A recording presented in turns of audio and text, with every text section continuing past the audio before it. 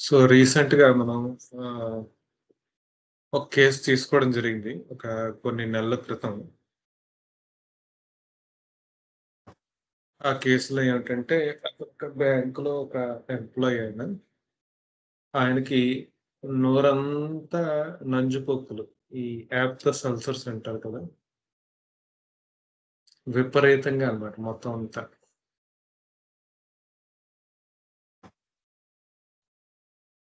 అంటే దాంతో పాటు థిక్ డిశ్చార్జెస్, స్ట్రింజీ, రోపీ డిశ్చార్జెస్, యెల్లోయిష్ డిస్కలరేషను.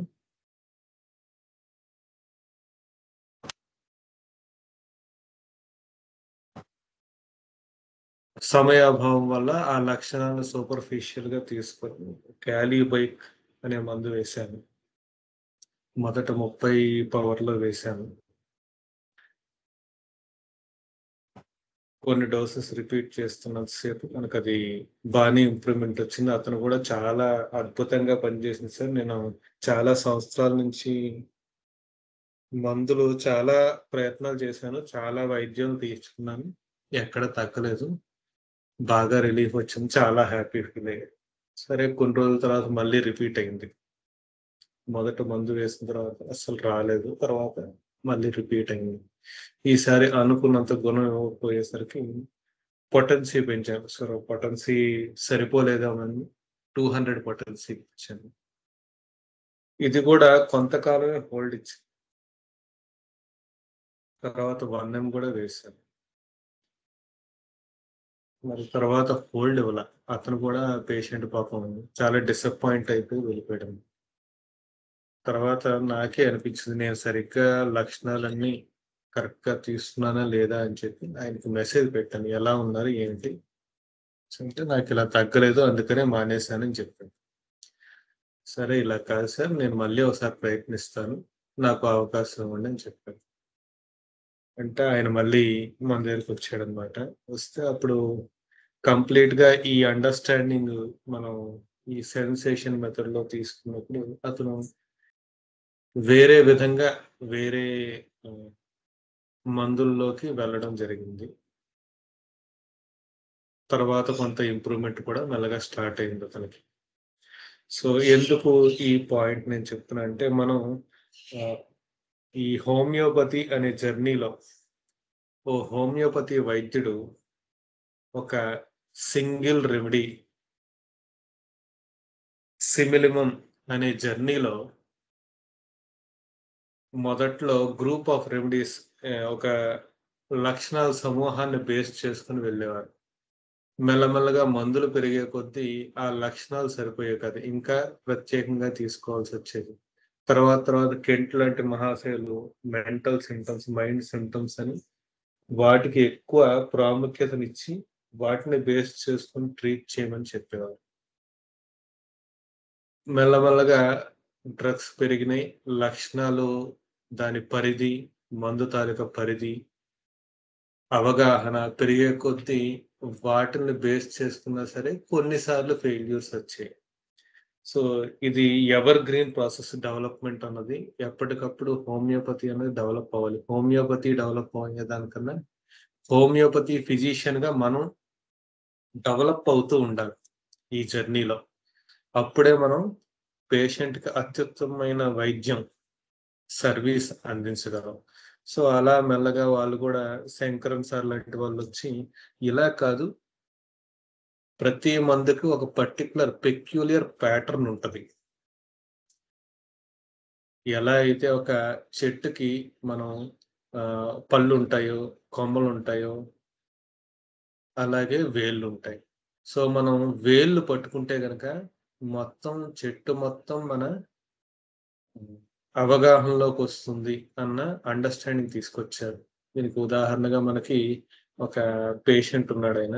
ఆయనేంటంటే ఒక 45 ఏళ్ల ఆహ్, ఇంజినీరింగ్ కాలేజ్‌లో ల్యాబ్ అసిస్టెంట్ అన్నమాట. ఆయనకి భుజం నొప్పొచ్చింది. భుజం నొప్పొస్తే ఆహ్, దాన్ని మనం ఏ రకంగా ఇది నీకు ఇబ్బంది పెడుతుంది అన్న ఆహ్, అవగాహన అడిగినప్పుడు ఆయన ఇది నన్ను రిస్ట్రిక్ట్ చేస్తుంది. బిగబెట్టేస్తుంది నన్ను. మూవ్ అవ్వనివ్వట్లేదు అన్నట్టుగా చెప్పాడు. అలాగే వేరే 2, 3 లైఫ్ సిట్యుయేషన్స్‌లో గూడా వాళ్ళ బ్రదర్‌తో ఇష్యూ గాని, ఫైనాన్షియల్ క్రంచ్ సిట్యుయేషన్‌లో గాని, ఈ బిగబెట్టేయడం, స్టిఫ్‌నెస్, టైట్, స్టక్ దానికి అపోజిట్‌గా బ్రేక్ ఫ్రీ, మూవ్‌మెంట్ అన్న ఐడియాస్ ఆయన డిఫరెంట్ సిట్యుయేషన్స్‌లో తీసుకొచ్చాడు. అంటే మనకి శంకరన్ సార్ చెప్పేదేంటంటే, ఒక మందు ఒక మందుగా ఒక మనిషి మనకి ఎక్స్‌ప్రెస్ అవుతున్నప్పుడు, ఆ మందు తాలూకా లక్షణం వైటల్ ఫోర్స్ అన్ని చోట్ల, అన్ని క్రైసిస్ సిట్యుయేషన్స్‌లో అనుభూతిగా అదే సెన్సేషన్ ఉంటుంది అన్నది శంకరన్ సార్ ప్రతిపాదించారనమాట. తర్వాత చాలా మంది ఫాలో అయ్యారు. సో, ఈ జర్నీ వెళ్తున్నప్పుడు మెల్లమెల్లగా 8 బాక్స్ మెథడు, సినర్జీ ఇలాంటి కొత్త అండర్‌స్టాండింగ్ వల్ల అంటే ఉన్నదాన్ని ఇంకాస్త బెటర్‌గా ఎలా అర్థం చేసుకోవాలి అన్నది కూడా వచ్చింది. ఈ డెవలప్ అయ్యే ప్రాసెస్‌లో మనకి లేటెస్ట్‌గా సబ్ క్లాస్ అండర్‌స్టాండింగ్ కూడా వచ్చింది.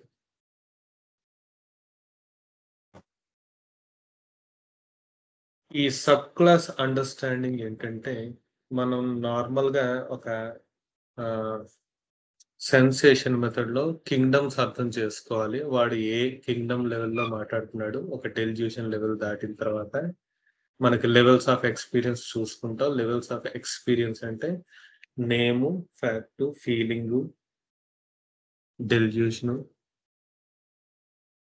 Sensation, blank level. ఇలా మొత్తం 7 లెవెల్స్ ఉంటాయి. సో, ఈ 7 లెవెల్స్‌లో నేమ్ లెవెల్ అంటే వాడు మన దగ్గరకొచ్చేటప్పటికి నాకు డయాబెటిస్ ఉంది. లేదంటే బీపీ ఉంది. ఇలా డిసీజ్ పరిభాషలో చెప్పడం అన్నదాన్ని నేమ్ లెవెల్‌గా తీసుకుంటాం. ఫ్యాక్ట్ లెవెల్ అంటే ఇప్పుడు డయాబెటిస్ అన్న జబ్బు ఉంటే గనక మనకది ఎక్కువ నీరడవుతుందండి. ఆకలికి ఆగలేకపోతున్నానండి. ఒళ్ళంతా చెమచమలాడుతుంది. తిమ్మిర్లొస్తుంది. మంటొస్తుంది. లేదంటే ఏవైనా కంప్లెయింట్స్ వస్తే దెబ్బలు తగిలితే నాకు త్వరగా తగ్గట్లేదండి. ఇలాంటి ఏవైనా లక్షణాలు జబ్బు తాలూకు లక్షణాలు మనకి చెప్పేటప్పుడు ఈ పర్టిక్యులర్ సింప్టమ్స్ తీసుకునేటప్పుడు మనం అది ఫ్యాక్ట్ లెవెల్‌గా తీసుకుంటాం. వీటితో అనుసంధానమయ్యి అతని యొక్క మానసిక లక్షణాలు ఉంటే గనక వాటిని ఫీలింగ్ ఆర్ ఎమోషనల్ లెవెల్ అంటాం. అంటే ఇది నన్ను చాలా నిన్నే ఒక పేషెంట్ వచ్చారు సయాటికాతో. అతను ఏం చెప్పాడంటే, "ఈ కంప్లెయింట్ నన్ను బాగా ఇరిటేట్ చేస్తుందండి. ఏ పని చేసుకోనివ్వట్లేదు." నా వాయిస్ బానే ఉందండి? క్లియర్‌గానే ఉందా? హలో! చాలా క్లియర్‌గా ఉందండి డాక్టర్ గారు. చాలా క్లియర్‌గా ఉంది. రైట్. ఈ కంప్లెయింట్, ఈ లక్షణం నన్ను చాలా ఇరిటేట్ చేస్తుంది. నన్ను ఏ పని చేసుకోనివ్వట్లేదు. దీనివల్ల చాలా ఇబ్బంది పడుతున్నాను. ఇది నన్ను జీవితంలో ఎదగనివ్వట్లేదు అంటూ మెల్లగా చెప్పుకుంటూ వచ్చారు. సో, ఈ ఇరిటేట్ అవ్వడం, బాధపడడం,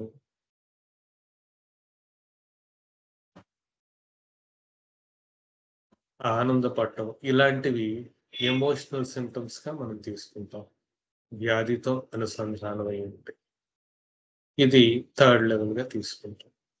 దీనిపైన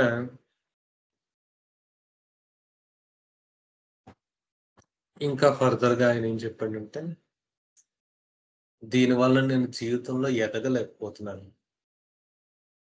ప్రతిసారి నేను హార్ట్ పెట్టి చేస్తానండి ఏ వర్క్ అయినా సరే. 20 ఏళ్ళు బానిసలా చేశానండి స్కూల్‌లో టీచర్‌గా. ఆ స్కూల్‌లో రాంబాబు సార్ స్కూల్ అనే అంటారు తప్పించి మా ఓనర్ గారి పేరెప్పుడు చెప్పరు. అంతలా నా కుటుంబంలా నమ్మి పనిచేశాను. రోజంతా అక్కడే పనిచేశాను. అయినా సరే కరోనా టైంలో నాకు డబ్బులు అవసరమే, డబ్బులు అడిగితే ఇక్కడేమైనా నోట్లు కట్టలేనా పడిపోయి ఉన్నాయా ఏంటి? ఎవడి సొమ్మని ఇచ్చేయమంటావు అని చెప్పి తలుపు మొహం మీద వేసేసాడు. కనీసం 5,000 ఇవ్వండి సార్ ఇంట్లో అవసరాలకి అన్నా సరే మొహం మీద తలుపేసేసాడు. అలాగే ఇంకో సిట్యుయేషన్‌లో ఆయన నేను నేనొక్కడినే మా ఇంట్లో చదువుకుంటున్నాను. మా నాన్నగారు తాపీగాయనే. మా బ్రదర్స్ ఎవరు చదువుకోలేదు. నా బ్రదర్ నాకన్నా పెద్దాయన. పెళ్లి చేసుకున్నాడు. ముగ్గురు పిల్లలున్నారు. అయినా బాధ్యతగా లేడు. ఒక చెల్లుంది. చెల్లికి పెళ్లి చేశాను. ముగ్గురు పిల్లలున్నారు. ముగ్గురు ఆడపిల్లలు. భర్త చనిపోయాడు. తను గూడా మా ఇంట్లోనే ఉండేది.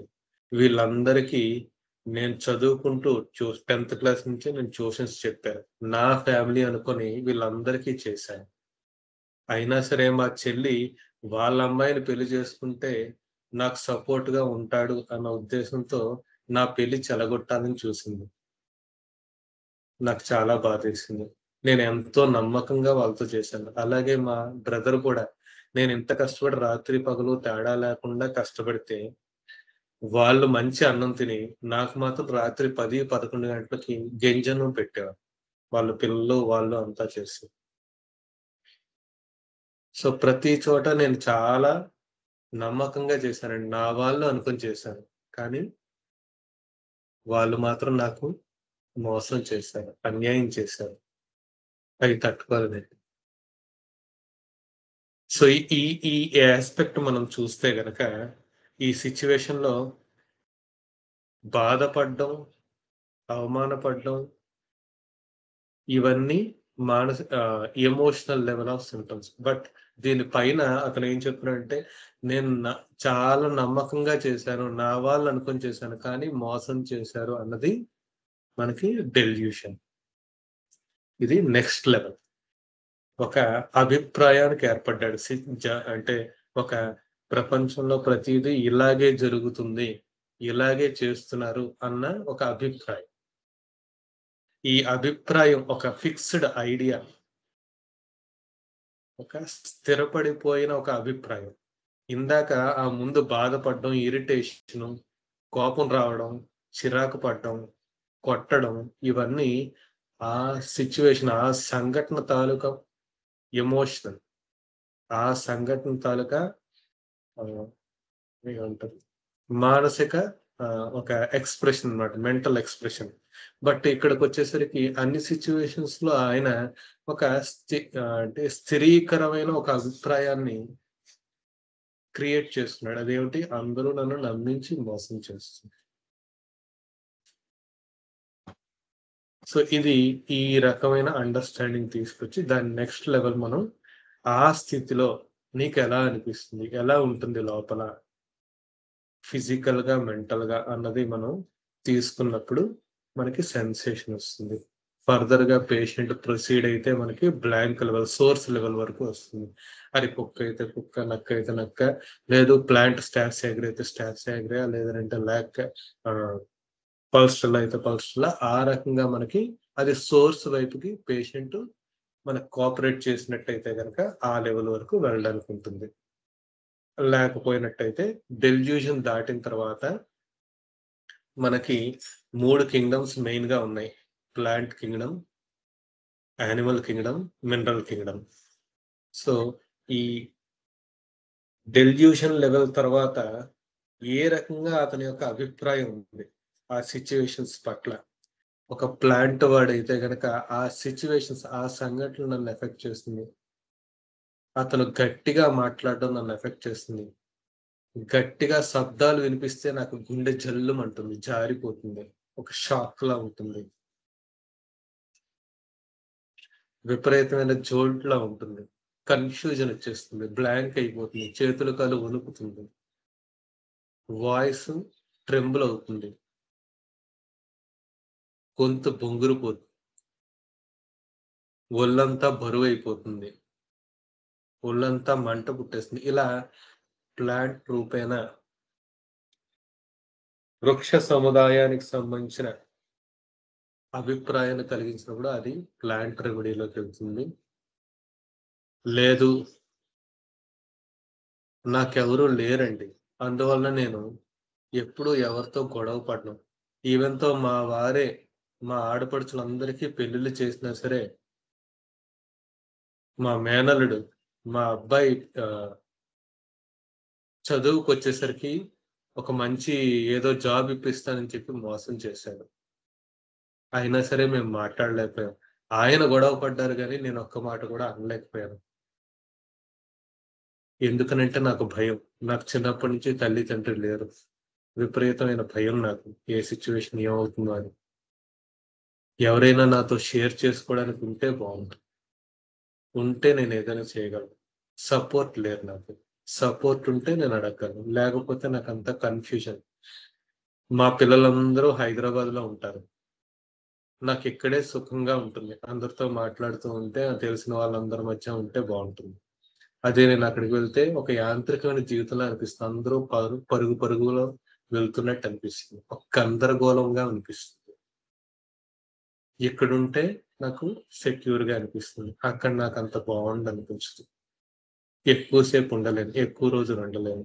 సో, ఇలాగా మనకి మినరల్ థీమ్స్ అంటే ఈ చెప్పిన దాంట్లో మినరల్ థీమ్స్ ఏంటంటే కంప్లీట్‌నెస్, ఇన్‌కంప్లీట్‌నెస్ ఎవరైనా ఉంటే నాకు ధైర్యం, సపోర్ట్ లేకపోతే నేను వల్నరబుల్. నేను చేయలేను. వీక్.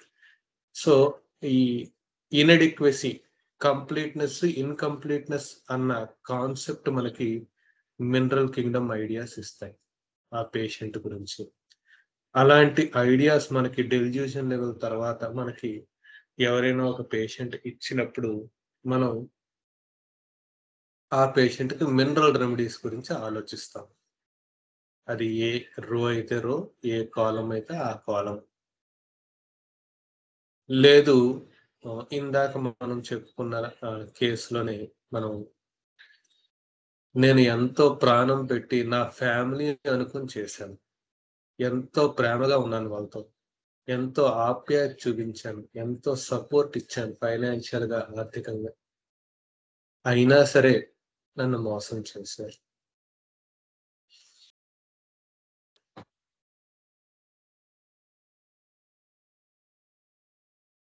నేను మా ప్రిన్సిపల్‌కి ఎంతో నమ్మకంగా చేశాను. 8-8 అంటే 8 వరకు ఉన్నాను. అప్పుడు గూడా 8 అప్పుడు ఆయన బయటికెళ్ళేవాడు.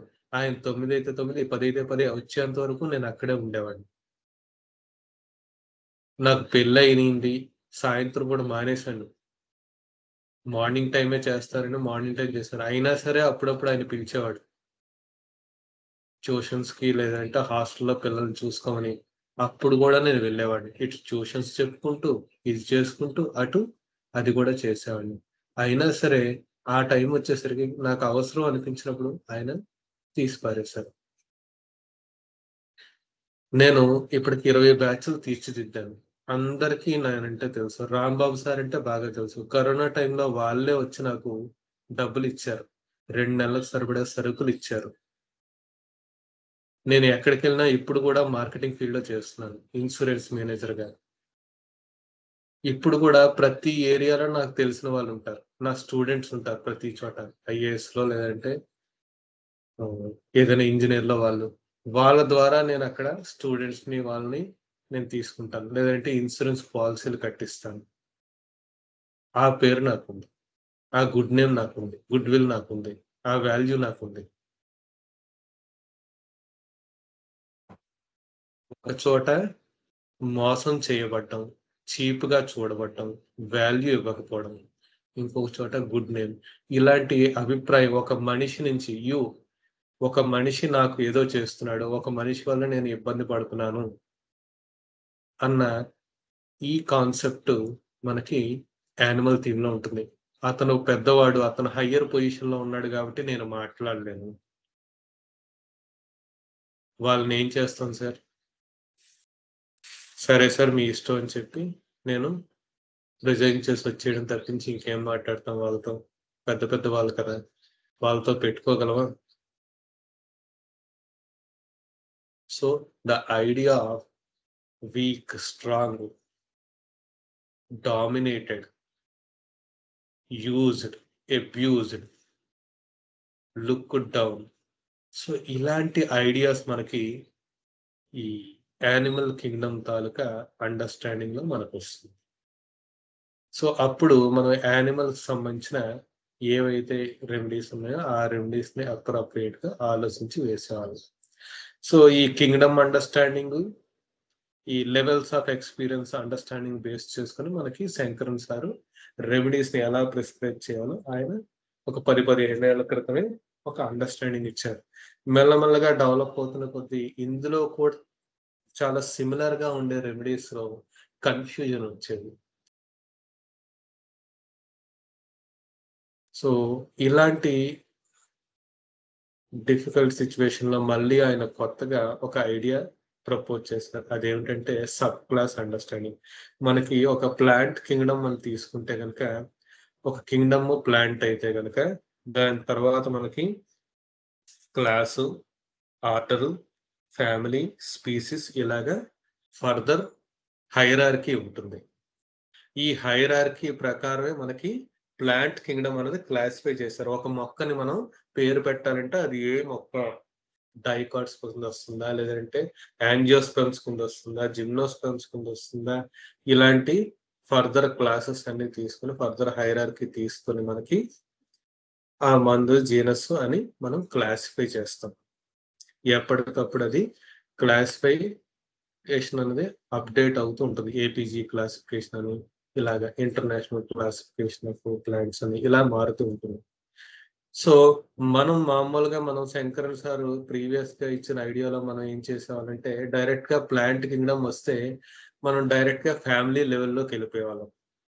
అంటే ఫర్ ఎగ్జాంపుల్ ప్లాంట్ కింగ్డమ్ అన్న రెమెడీ అని తీసుకుంటే అది షాక్ అంటే కనుక లొగానేసియా, సోల్నేసియా, అంబెలిఫెరియా ఇలాంటి డైరెక్ట్ గా ఫ్యామిలీలోకి వెళ్ళి అక్కడ మనం మయాజం ఆధారంగా తీసుకొని మనం ఆ రెమెడీని సెలెక్ట్ చేసేవాళ్ళం.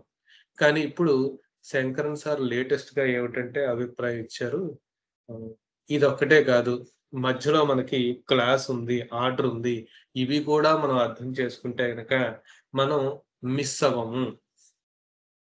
ఒకవేళ ఆ కేసులో మనం పొరపాటున ప్లాంట్ కింగ్డమ్ అనుకొని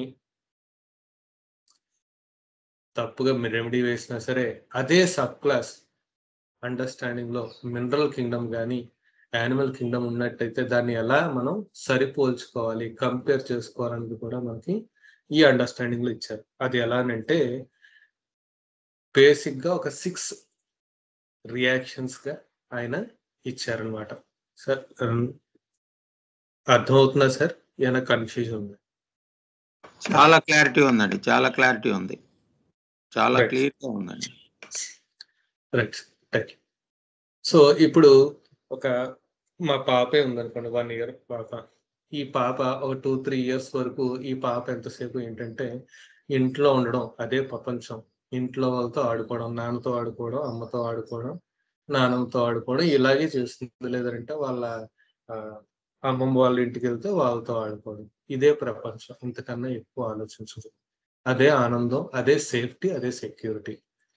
ఒక 3-4 ఏళ్ళు దాటిన దగ్గర నుంచి మెల్లగా బయటికి వెళ్ళడం, బయటికి తీసుకెళ్ళమనడం, పార్కులకు తీసుకెళ్ళమనం, లేదంటే ఈ ఎగ్జిబిషన్‌కి తీసుకెళ్ళమనడం.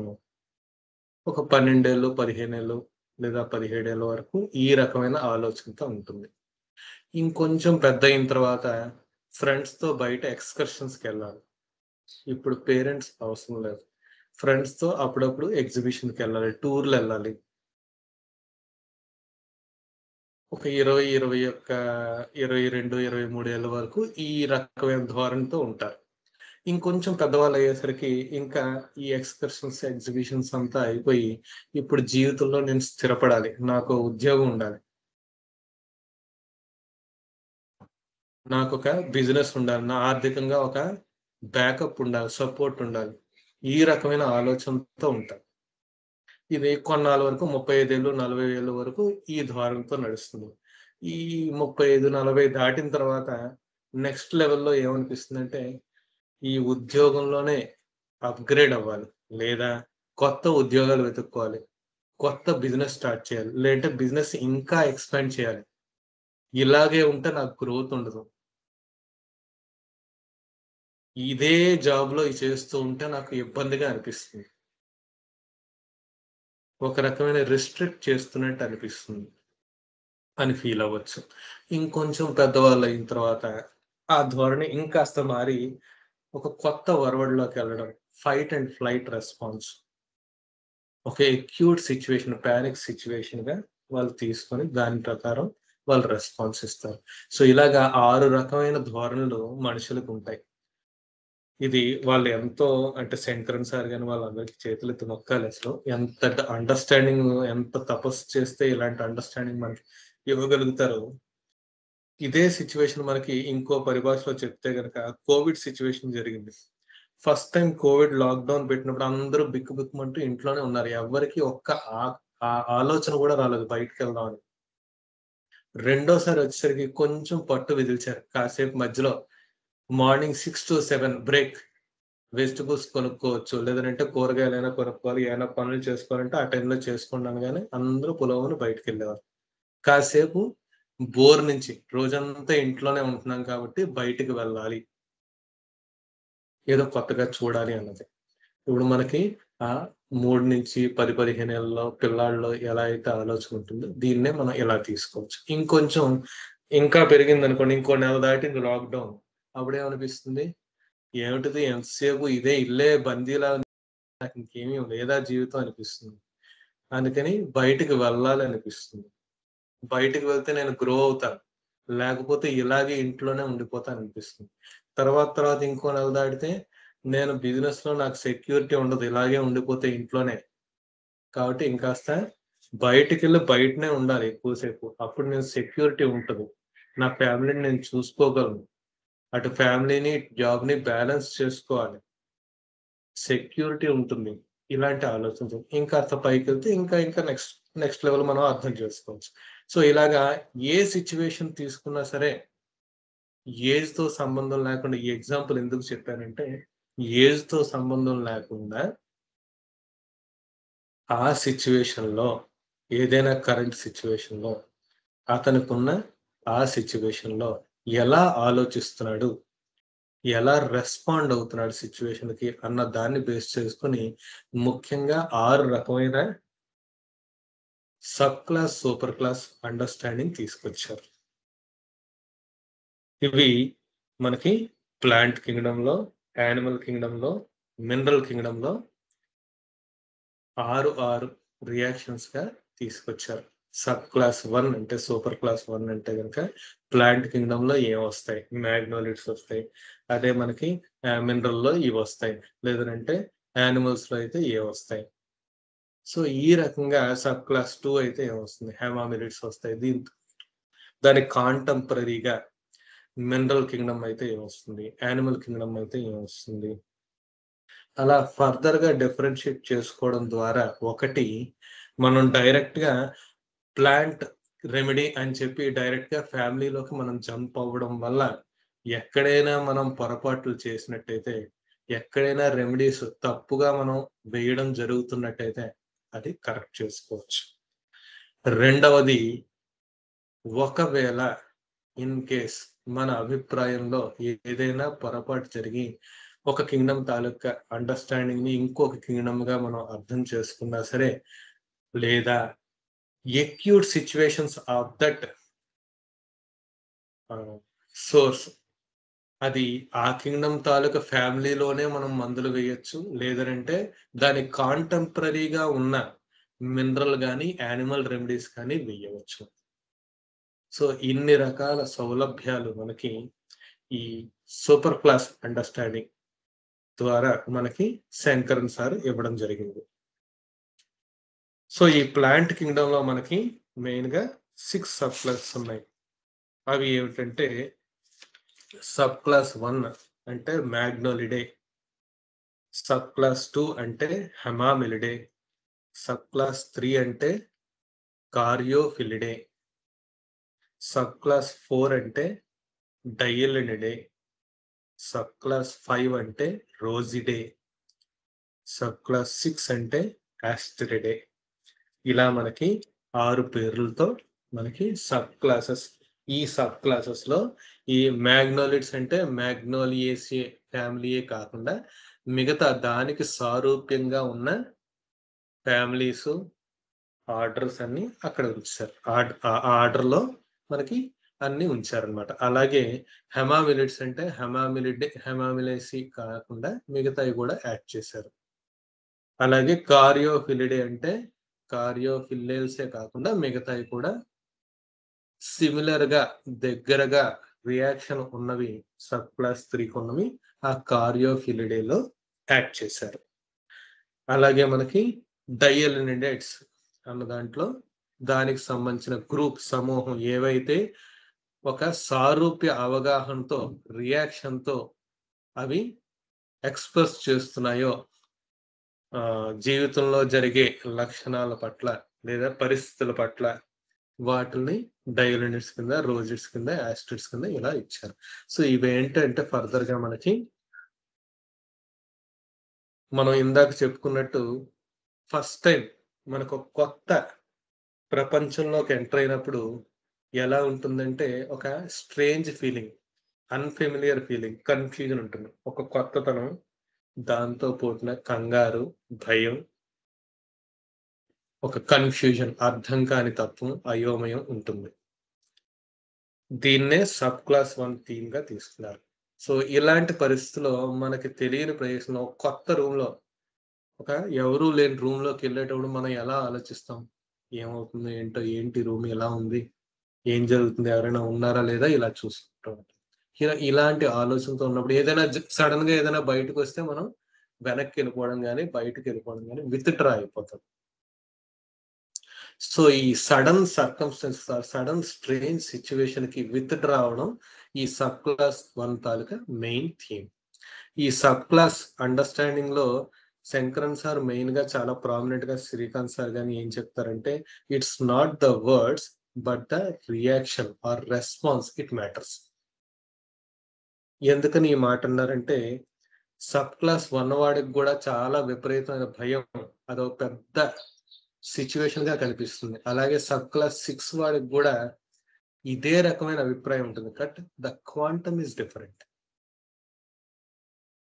అండ్ సిచ్యువేషన్స్ ఇక్కడ సబ్ క్లాస్ 1 వాడికి మైనర్ ట్రివియల్ సిచ్యువేషన్స్ ఉంటాయి. అక్కడ the situations are very much big and the impact is also big.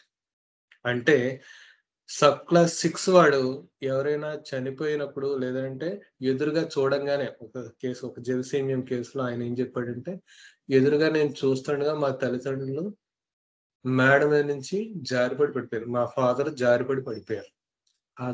అది కళ్ళారా చూశాను నేను. అది నాకు విపరీతమైన షాక్ గురి చేసింది. అక్కడి నుంచి ఏ సిచ్యువేషన్, ఏ చిన్న సంఘటన జరిగినా సరే నాకు మోషన్స్ అయిపోతూ ఉంటాయి, గాబరా వచ్చేస్తూ ఉంటుంది, యూరిన్కి వెళ్ళాలనిపిస్తుంది, మోషన్స్ అవ్వాలనిపిస్తుంది. నాకు ఆ సిచ్యువేషన్ లో కాళ్ళు చేతులు ఆడలేదు, ఇంకా ఏం చేయలేకపోయింది, ఏం ఆలోచన కూడా రాలేదు. ఒక రకమైన షాక్ లోకి వెళ్ళిపోయాను. సో ఆయనకి ఆ జెల్సీమియం అన్న రెమెడీ ఒక 6 to 7 డోసెస్ అనుకుంటా over a period of 2 years వేసిన తర్వాత కంప్లీట్ గా తగ్గిపోయింది. ఆఫ్టర్ మళ్ళీ ఈ మధ్యనే ఒక 8 months or 9 months తర్వాత మళ్ళీ ఇప్పుడు వాళ్ళ మామగారు చనిపోయారు సడన్ గా. చనిపోవడంతో మళ్ళీ అది రికవర్ అయితే హయ్యర్ పొటెన్సీ ఇచ్చి పంపించారనమాట. సో ఇక్కడ ఏంటంటే situations are big and impact is also big. దాని యొక్క ప్రభావం కూడా అతని మీద అంతే ఉధృతంగా ఉంటుంది. కానీ సబ్ క్లాస్ 1కి వచ్చేసరికి ఏమవుతుందంటే situations are minor things, trivial things, but his reaction is big. దాన్నే పెద్దదిగా ఊహించుకుంటాడు, అతను పెద్దదిగా ఫీల్ అవుతాడు. సో అందువల్ల 2 చోట్ల భయం, యాంగ్జైటీ, పానిక్, ఫియర్ ఇవన్నీ ఉంటాయి. బట్ సబ్ క్లాస్ 1 వాడికి రియాక్షన్ ఏమిటి? విత్డ్రావల్. వాడు విత్డ్రా అవడం అనుకుంటాడు, కన్ఫ్యూజన్ లో ఉంటాడు, కంగారు పడుతుంది, బ్లాంక్ అయిపోతుంది, ఏమీ చెయ్యలేని పరిస్థితి. అదే సబ్ క్లాస్ 6 వాడికి దాని రియాక్షన్ ఏమిటి? Fight or escape. అయితే దాన్ని పోరాడి గెలవడం అన్నది ఉంటుంది, లేదంటే అక్కడి నుంచి ఎలా తప్పించుకోవాలన్నది ఉంటుంది. ఇక్కడ సబ్ క్లాస్ 1 వాడికి దాని రియాక్షన్ విత్‌డ్రావల్. లోపలికి ముడుచుకుపోవడం. ఫర్ ఎగ్జాంపుల్ మనం ఒక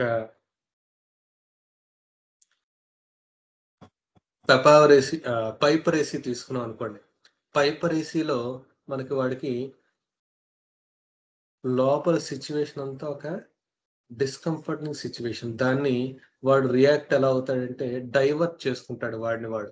ఒక మ్యూజిక్‌లో గాని, ఒక థ్రిల్లింగ్ ఇన్సిడెంట్స్‌లో గాని, పెయిన్‌ఫుల్ ప్లెజర్ కోసం ఆరాటపడుతూ ఉంటాడు. జైంట్ వీల్ ఎక్కడనో ఇలాంటివి.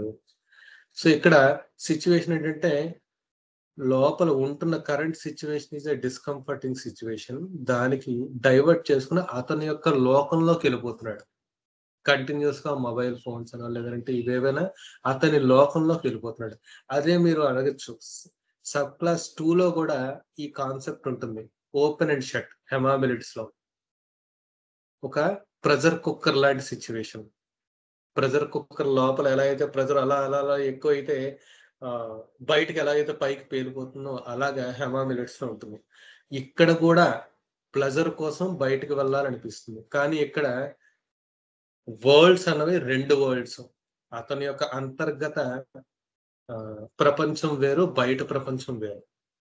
ఒక పిల్లవాడు ఎలా అయితే ఇందాక చెప్పినట్టు 3 ఏళ్ల తర్వాత నుంచి ఒక్కసారి బయటికి తీసుకెళ్ళాలి. పార్క్‌కి తీసుకెళ్ళాలి. బావుంటది. కానీ ఎక్కువ సేపు ఉండాల్సిందే. రోజంతా పార్కుల్లో ఉండలేం. మళ్ళీ ఇంటికొచ్చేయాలి. అమ్మా, నాన్నతో ఉండాలి. సో, అలాగే హెమామిలిడ్స్‌లో కూడా ఆ కాన్సెప్ట్ ఉంటుంది. కానీ పైపర్ రేస్‌లో ఒకటే లోకం. ఆ లోకంలో డిస్కంఫర్ట్‌ని వాడు ఎలా దానికి రెస్పాన్స్ ఇస్తున్నాడంటే ఒక డైవర్షన్ మూలంగా. అదే పెపావరేసి అనుకోండి. ఓపియం లాంటి డ్రగ్స్ అయితే గనక వాడి యొక్క రియాక్షన్ ఎలా ఉంటుంది? రెస్పాన్సు నంబ్‌నెస్, ఎనస్థెటిక్ ఫీలింగ్, పెయిన్‌లెస్‌నెస్‌గా అది చూపిస్తుంది. విపరీతమైన పెయిన్‌ని తట్టుకొని పెయిన్‌లెస్‌గా మొండి బారిపోవడం అన్నది ఉంటుంది. రైట్? అలాగే మనకి రెనన్ ప్లేసియే తీసుకోండి. ఎక్స్‌పోజ్డ్ రా నర్వ్స్. ఒక రకమైన అవమానానికి గురిపడినప్పుడు అతను చాలా కుంచించుకుపోతాడు. అవమాన భారంతో. ఇంటర్నల్‌గా చాలా ఆహ్, అవమా అవమాన భారంతో స్ట్రగుల్ అవుతా ఉంటాడు. సో, ఇక్కడంతా రెనన్ ప్లేస్ కానీ, పెపావరేస్ కానీ, పైపరేస్ కానీ వాటెవర్ ఇట్ ఈస్. ఈ మాగ్నోలిడే ఈ సబ్ క్లాస్ 1 థీమ్ అంతా అతని యొక్క ప్రపంచంలో జరుగుతుంది. 2, 3 ప్రపంచాలుండవు అతనికి. అదే మనకి హెమామిలిడ్స్‌కొచ్చేసరికి బయట ఒక ప్రపంచం, ఒక అందమైన ప్రపంచం. లోపల మనకి సేఫ్ అండ్ సెక్యూర్ ప్రపంచం. సో, ఇదే థీమ్ మనకి మొలస్క్స్‌లో గూడా ఉంటుంది. స్నేల్స్‌లో వాటిలో. ఇంటర్నల్‌గా వాళ్ళ షెల్‌లో ఉంటే వాళ్ళకి ఒక రకమైన సెక్యూరిటీ, సపోర్ట్ అంతా ఉంటుంది. బయటకొస్తే ఒక రకమైన థ్రెట్ ఉంటది. కానీ ఇంటర్నల్‌గా లోపలుంటే వాళ్ళకి ఒక రకమైన ప్రెషర్ ఫీలింగ్ ఉంటుంది. అదే పైపర్ ఏసీలో బోర్డమ్ ఫీలింగ్ ఉంటుంది. పైపర్ ఏసీలో బోర్డమ్ చెప్తాడు. ఇక్కడ హెమామిలిడ్స్‌లో వాటిలో ప్రెషర్ ఫీల్ అవుతారు. అందుకని మధ్యలో ఒకసారి అలా ఎళ్ళొచ్చేస్తారు. ఇప్పుడు చూడండి మనం కంటిన్యూయస్‌గా ఎగ్జామ్స్ చదువుతున్నాం. మధ్యలో ఒకసారి ఏదో యూట్యూబో లేదంటే ఫేస్‌బుక్కో చూస్తాం. లేదంటే కొంతమంది టీ తాగేసొస్తారు. మళ్ళీ వచ్చి మళ్ళీ చదువుకుంటారు. సో, ఆ రకంగా అన్నమాట. సో, ఈ హెమామిలిడ్స్ సబ్ క్లాస్ 2 అండర్‌స్టాండింగ్‌లో ఓపెన్ అండ్ క్లోజ్ అన్న థీమ్ రన్ అవుతుంది. అర్థమవుతుందా సార్? ఏమైనా కన్‌ఫ్యూజన్ ఉందా? హలో. అర్థమవుతుంది. అర్థమవుతుంది. రైట్. సో, ఎక్కడైనా డౌట్ ఉంటే చెప్పండి. సార్ క్లారిఫై చేసుకుందాం. రైట్. సో, సబ్ క్లాస్ 2కొచ్చేసరికి ఓపెన్ అండ్ క్లోజ్. ఎప్పుడూ లోపలుండేవాడు. మధ్య మధ్యలో బయటకు వెళ్ళడం. ఒక సెన్సరీ స్టిమ్యులేషన్. అందుకనే వీళ్ళకి ఎక్కువ సెన్సరీ డిస్టర్బెన్సెస్ హెమామిలిడ్స్ గాని, కెన్నాబిస్‌లో గాని improper judgement of time, space ఇలాంటివుంటాయి. తక్కువ టైం అయినా సరే అదే ప్రపంచంలో ఉన్నట్టుగా ఒక ఊహ ఉంటుంది. సమయం తెలీదు. డిస్టెన్స్ తెలీదు. ఎంత దూరంలో ఉందా అంటే, అది కిలోమీటర్ ఉంటే, పర్లాంగే ఉంది అంటాడు. లేదు అది దగ్గర ఉంటే గనక లేదు 1 కిలోమీటర్ బారిడ్ అంటారు. ఎంత టైం అయిందంటే, ఏమో రోజంతా ఇక్కడే ఉన్నానంటాడు. అయిందేమో గంట. So this sort of improper judgement of space, time etcetera. This will be present in this hamamelids. Next ఇంకాస్త ఆ పిల్లవాడు పెద్దవాడయ్యాడనుకో, అప్పుడు నెక్స్ట్ లెవెల్‌లో మనకేమనిపిస్తుంది, కొంచెం అడ్వెంచర్స్, రిస్క్, తన యొక్క ఐడెంటిటీ, ఫ్రెండ్స్ దగ్గర గాని, ఎవరి దగ్గర గాని అది ఎక్స్‌పెక్ట్ చేస్తాడు. సో, అందుకని మెల్లగా ఫాస్ఫరస్ కానీ ఇలాంటి డ్రగ్స్‌లో మనకేముంటుంది, సబ్ క్లాస్ 3లోకొచ్చేసరికి వాళ్ళు ఫ్రెండ్స్‌తో ఎక్కువ ఎంజాయ్ చేయాలి. ఎక్స్‌కర్షన్స్‌కెళ్ళాలి, ఎగ్జిబిషన్స్‌కెళ్ళాలి, టూర్స్‌కి వెళ్ళాలనిపిస్తుంది. కానీ వెనకాతల సపోర్ట్ కావాలి. కేర్, ఫ్యామిలీతో ఏదైతే కేర్, రెస్పాన్సిబిలిటీస్, రిలేషన్స్ ఉన్నాయో అయి కంపల్సరీగా ఉండాల్సిందే. కానీ ఇది కూడా ఉండాలి.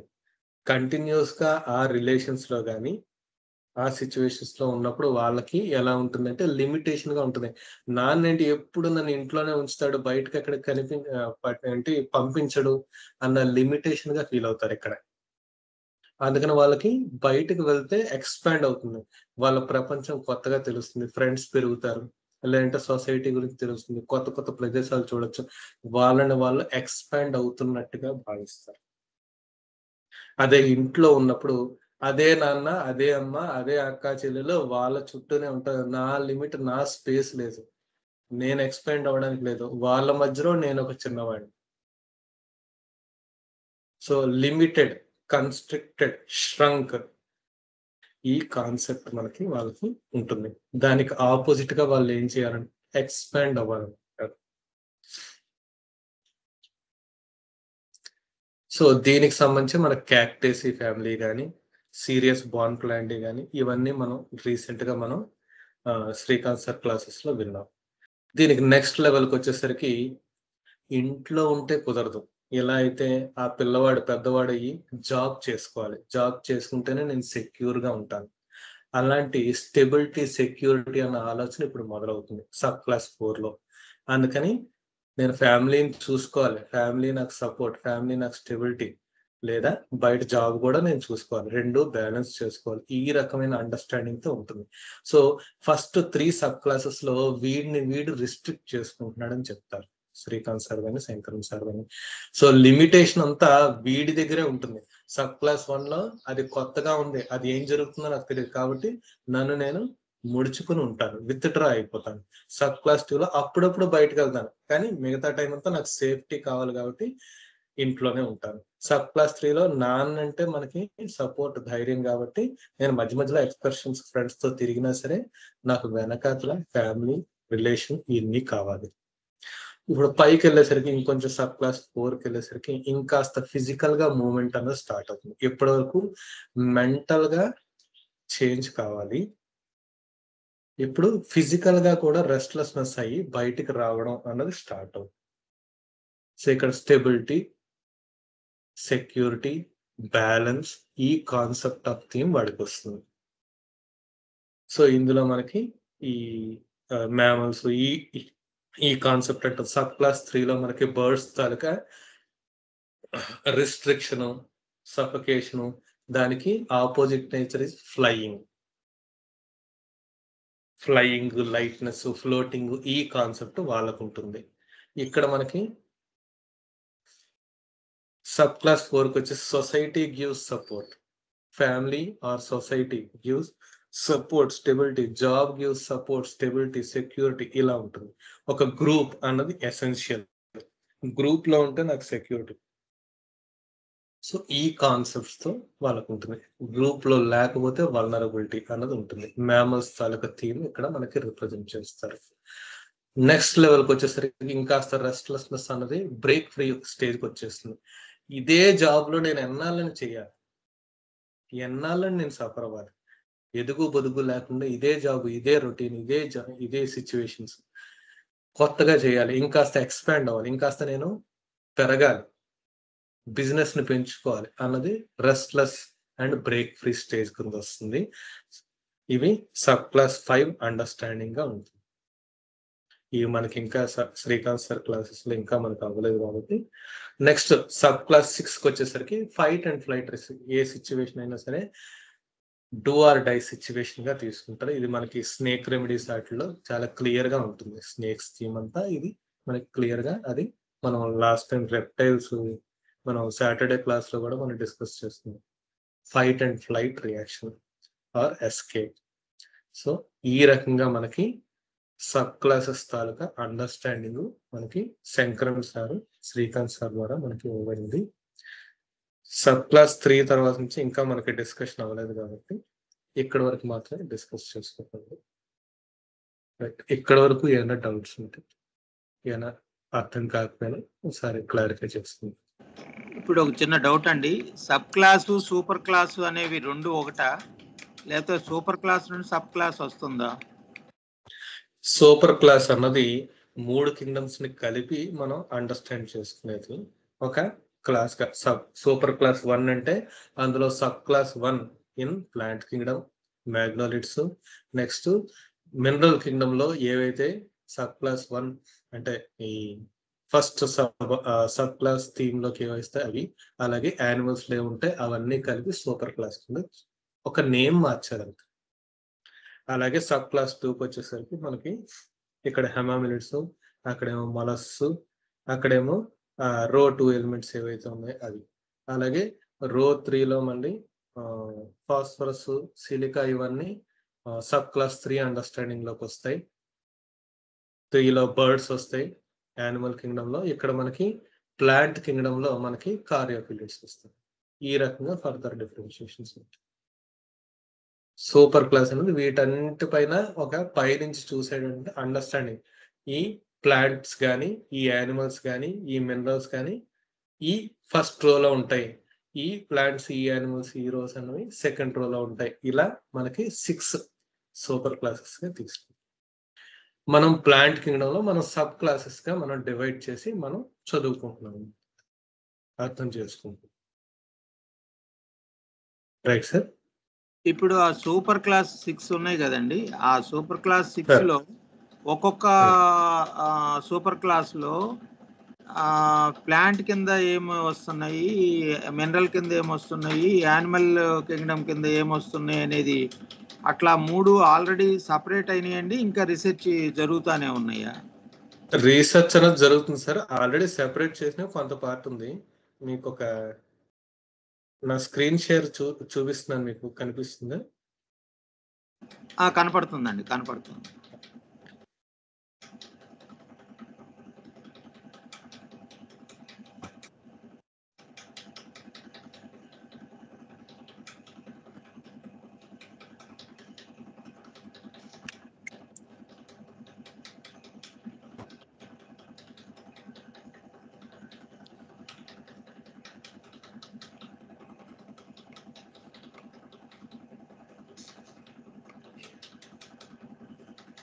సో ఇది మనకు కనిపిస్తుంది కదా సార్. 5 లెవెల్స్ ఆఫ్ కాన్షియస్నెస్ అన్నారు, పీడిఎఫ్ గా ఉంది, అది ఓపెన్ అవ్వలేదు.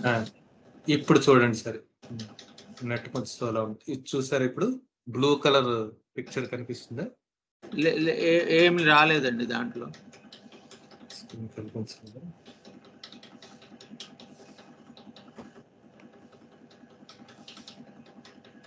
ఆ పీడిఎఫ్ ఓపెన్ అవుతున్నట్లేదండి.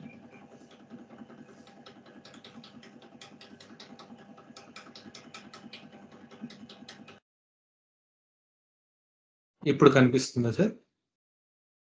ఇప్పుడు కనపడుతుందండి, ఇప్పుడు కనపడుతుంది. Right sir. ఇందులో మీరు చూసినట్టయితే కనుక ఫస్ట్ సబ్ క్లాస్ అని పెట్టాము. ఫస్ట్ క్లాస్ సబ్ క్లాస్ తాలూకు థీమ్ ఏమో విత్ డ్రాల్, క్లింగింగ్. యానిమల్ కింగ్డమ్ ఏమో, యానిమల్ కింగ్డమ్ లో ఈ సబ్ క్లాస్ తాలూకు ఆలోచన ఏంటి? మొలస్క్. మినరల్ కింగ్డమ్ లో second row left side. Plant Kingdom లో అయితే కనుక మాసెస్ ఇవన్నీ. మయాజం ఎక్యూట్ గా ఇచ్చారు. అదే మనకి సెకండ్ సబ్ క్లాస్ లో థీమ్ ఏంటి? Open and shut. ఇది యానిమల్స్ లో కనుక ఫిషెస్ ఈ సెకండ్ సబ్ క్లాస్ కింద వస్తున్నాయి. ఇందాక నేను పొరపాటున మలస్క్ చెప్పినట్టున్నాను. మినరల్ కింగ్డమ్ లో అయితే కనుక carbon remedies, carbon group of remedies అన్ని ఈ ఓపెన్ అండ్ షట్ థీమ్ కింద మనకు వస్తాయండి. అలాగే ప్లాంట్స్ లో అయితే కనుక ఫర్న్స్, సో మాసెస్ అన్నవి నో రూట్స్, ఫర్న్స్ అన్నవి విత్ రూట్స్. ఇవి ప్లాంట్ కింగ్డమ్ లో క్లాసిఫికేషన్ లో వస్తున్నాయి. దీనికి టైఫాయిడ్ అండ్ మలేరియల్ మయాజం కింద ఇచ్చారు. అలాగే థర్డ్ సబ్ క్లాస్ కిందకి వచ్చేసరికి లిమిటేషన్ అండ్ ఎక్స్పాన్షన్ కింద థీమ్ ఇచ్చారు. దీనికి కింగ్డమ్, యానిమల్ కింగ్డమ్ లో అయితే గనక బర్డ్ గ్రూప్ ఆఫ్ రెమెడీస్ ఈ థర్డ్ సబ్ క్లాస్ కింద వస్తాయి అన్నట్టుగా చెప్పారు. అంటే ఎంత ఎక్స్పాండ్ అయ్యి ఎంత ఎగిరిపోతున్నా సరే మళ్ళీ గూటికి చేరాల్సిందే, మళ్ళీ సాయంత్రం అయ్యేసరికి గూటికి చేరాల్సిందే. దీనికి బెస్ట్ ఎగ్జాంపుల్ ఫాల్కన్ రెమెడీగా తీసుకెళ్తారు. అది ఎక్కడైనా సమాచారం చేరవేయడానికి కానీ ఎక్కడికైనా వెళ్ళమంటే వెళ్తుంది. ఎంత దూరం వెళ్ళినా సరే, ఎన్ని వేల కిలోమీటర్లు వెళ్ళినా సరే మళ్ళీ తిరిగి వెనక్కి వచ్చేస్తుంది. అలాగే దీనికి మినరల్ కింగ్డమ్ లో అయితే కనుక థర్డ్ రో కింద తీసుకున్నారు. Third row group of elements అన్ని ఈ థర్డ్ సబ్ క్లాస్ థీమ్ కింద వస్తుంది. దీనికి రింగ్ వామ్ మయాజము బేసిక్ మయాజం గా ఒక కామన్ మయాజ్మెటిక్ థీమ్ గా తీసుకున్నారు. అలాగే ఫోర్త్ సబ్ క్లాస్ కి వచ్చేసరికి theme sub class stability and security కింద తీసుకున్నారు. యానిమల్ కింగ్డమ్ లో మ్యామల్ రెమెడీస్, క్షీరదాలన్నిటినీ ఈ సబ్ క్లాస్ 4 అండర్స్టాండింగ్ తో ఉంటున్నట్టుగా ఆయన అందులో గ్రూప్ చేశారు. నెక్స్ట్ ఫోర్త్ రో మినరల్స్ లో ఫోర్త్ రో గ్రూప్ ఆఫ్ రెమెడీస్ అన్ని ఈ సబ్ క్లాస్ 4 అండర్స్టాండింగ్ కింద. నెక్స్ట్ జిమ్నోస్పర్మ్స్ అన్ని అంటే నాన్ ఫ్లవరింగ్ ప్లాంట్స్ అన్ని ఈ సబ్ క్లాస్ 4 అండర్స్టాండింగ్ గా ఇప్పుడు లేటెస్ట్ గా మనకి శంకరన్ సార్ ఇచ్చారు. నెక్స్ట్ ఫిఫ్త్ సబ్ క్లాస్ కి వచ్చేసరికి restlessness and must get out అన్న థీమ్ ఇచ్చారు. దీనికి స్పైడర్స్, ఇన్సెక్ట్స్ యానిమల్ కింగ్డమ్ లో. నెక్స్ట్ ప్లాంట్ మినరల్ కింగ్డమ్ లోకి వచ్చేసరికి సెకండ్ రోలో రైట్ సైడ్ ని ఫిఫ్త్ సబ్ క్లాస్ గా ఇచ్చారు. ఇంట్రెస్టింగ్ గా వీటికి tubercular and leprous miasmatic theme ఉండొచ్చు అన్నట్టుగా ఆయన ఇచ్చేసారు. నెక్స్ట్ సిక్స్త్ సబ్ క్లాస్ కి వచ్చేసరికి వయలెన్స్ అండ్ డిస్ట్రక్షన్ ఇది థీమ్ గా ఇచ్చారు.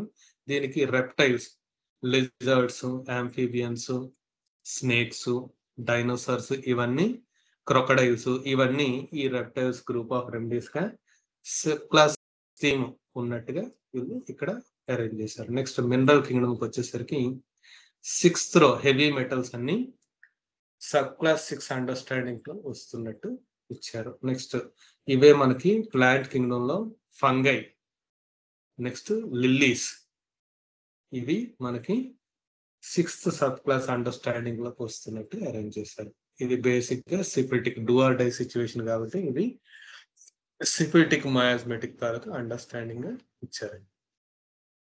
ఇది మీకు గ్రూప్ లో ఆల్రెడీ ఉన్నట్టుంది, లేదంటే ఒకసారి షేర్ చేస్తాను. ఇది ఒకసారి ఇది ఒకటి షేర్ చేస్తారండి. నేను షేర్ చేస్తాను. రాసుకుంటాను. అలాగే సార్, షేర్ చేస్తాను. ఓకేనండి, thank you. Right sir. Clear అండి, క్లియర్, చాలా క్లియర్ గా ఉంది. అయితే జిమ్నోస్పెర్మ్ కి దీనికి తేడా ఏంటండి? ఫస్ట్ గ్రూప్ లో చెప్పాం కదా మాసెస్ అనే దానికి. మాసెస్ అంటే నో రూట్స్ అండి, రూట్సే ఉండవు వాటికి. మనకి మామూలుగా మొక్కలంటే మనము ఫలాలు, కొమ్మలు, పువ్వులు, ఏంటి బ్రాంచెస్, స్టెమ్స్, అలాగే వేర్లు కింద ఉంటాయి మనకి. ఇప్పుడు బాగా వస్తుందండి, లైకోపోడియం మాసెస్ కింద వస్తుందా జిమ్నోస్పెర్మ్? అవును సార్, అవును, మాసెస్ కింద వస్తుంది సార్. జిమ్నోస్పెర్మ్ కి ఉన్న మన డ్రగ్స్ లో ఏమన్నా మీకు ఒక ఐడియా ఉంది? డ్రగ్స్ జిమ్నోస్పెర్మ్స్ అంటే ఓకేనండి, పర్లేదు, నాకు ఆ డిఫరెన్స్ తెలిస్తే సరిపోతుంది. మాసెస్ అనేది లైకోపోడియం, యాంజియోస్పెర్మ్స్, జిమ్నోస్పెర్మ్స్ ఈ రెండు క్లాసిఫై చేసుకున్నప్పుడు ఇది జిమ్నోస్పెర్మ్స్ ముందుకుంటుంది ఇంకా.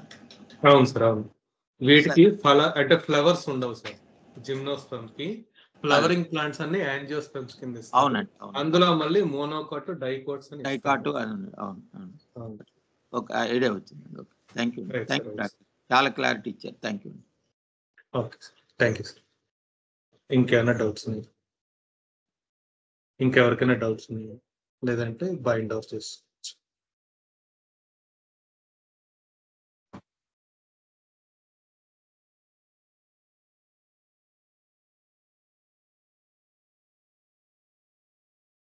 ఇంకేమైనా డౌట్స్ ఉన్నాయండి?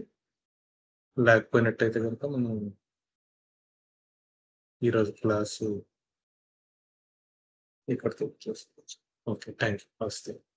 గురుర్ బ్రహ్మ, గురుర్ విష్ణు, గురుర్దేవో మహేశ్వర. గురు సాక్షాత్ పరం బ్రహ్మ తస్మై శ్రీ గురవే నమః. Thank you sir. Thank you అందరికీ పేషెన్స్‌గా విన్నందుకు. Thank you. థ్యాంక్ యూ అండి. చాలా బాగా క్లియర్‌గా చెప్పారండి అన్నీ. Thank you very much.